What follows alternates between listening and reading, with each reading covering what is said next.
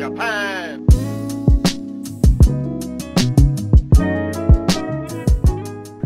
What's up guys, I'm back with another video. So in this video I'm going to be talking about the pros and cons of the Himalayan. Now if you don't know what pros or cons are the advantages and the cons are the disadvantages. So let's talk about the cons first. So the first disadvantage is the cone set issue. Now this is very common in Himalayan. So this issue occurs in Himalayan every 6,000 to 7,000 kilometer intervals. So in my 3,000 kilometer ownership review, I had stated that I'm not sure about the cone set issue in BS6 Himalayan, but now that I've clocked 7,500 kilometer, I'm pretty sure I have the cone set issue because my handlebar is kind of tight right now to turn, and that is the cone set issue because there is two cone bearings, one down below and one above. So what happens is these tend to wear out quickly because these are of very low quality which RE provides. So I think I found a permanent fix for that, this cone set issue. I'll be making a separate video on that because it involves a shop and I'll have to go there, get it fixed over there. So it's going to be a different video, so subscribe to my channel so you don't miss that video. Alright, okay, so the second disadvantage is the power.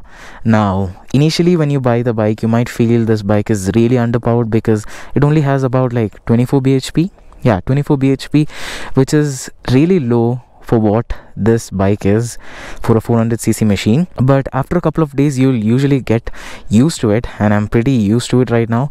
I have no issues now. I'm totally fine. I don't even think about it. If you're buying this bike, don't worry about that. You'll get used to it. To compensate that, it's got a really low end torque which is phenomenal.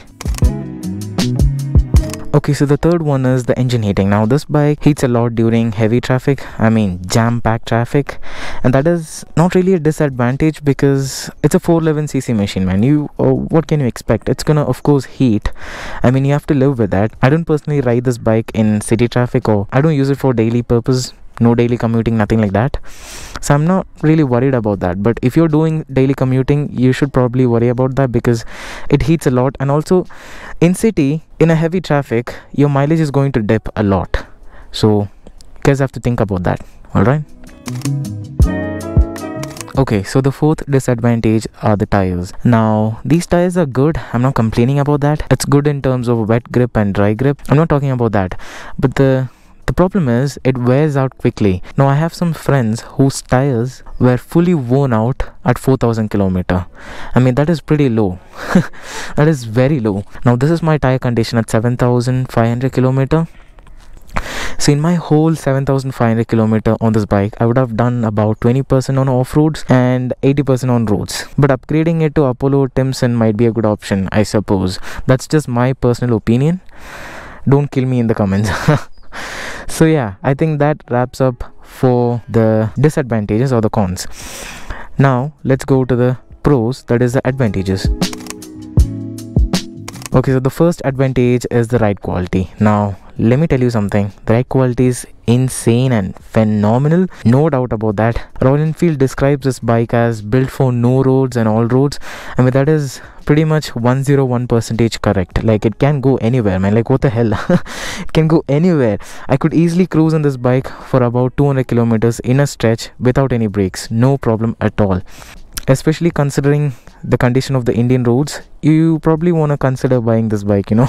As a BS6 Himalayan owner, I'm pretty much happy. I'm 100% happy with the bike.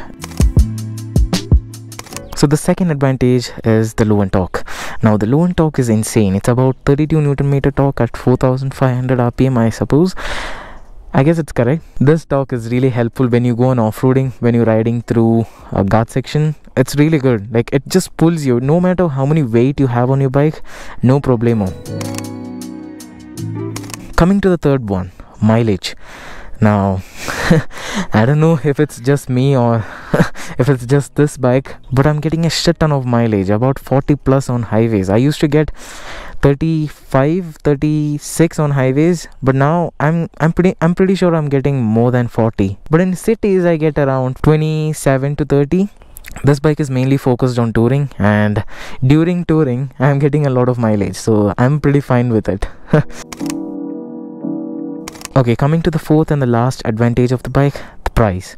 Now I can assure you that you're not gonna find any other bike with the same price point in the same segment with the same ride quality in India, for sure. Nothing can beat this ride quality. It's insane. Like, I'm not lying. It's insane. You should try this. You should probably test ride and get to know by yourself if you don't have a Himalayan, of course. Yeah.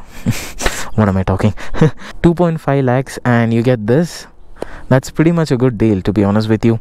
So I hope that's it for the pros and cons video of the BS6 Himalayan. There's umpteen advantages of the BS6 Himalayan. I'm not going to talk about all of those. I've only talked about the important ones. I mean, that's pretty much enough. So yeah, I hope this video was helpful for you. If it did, you guys know the drill. Like the video, share the video, subscribe, and I'll catch you guys later. Bye bye.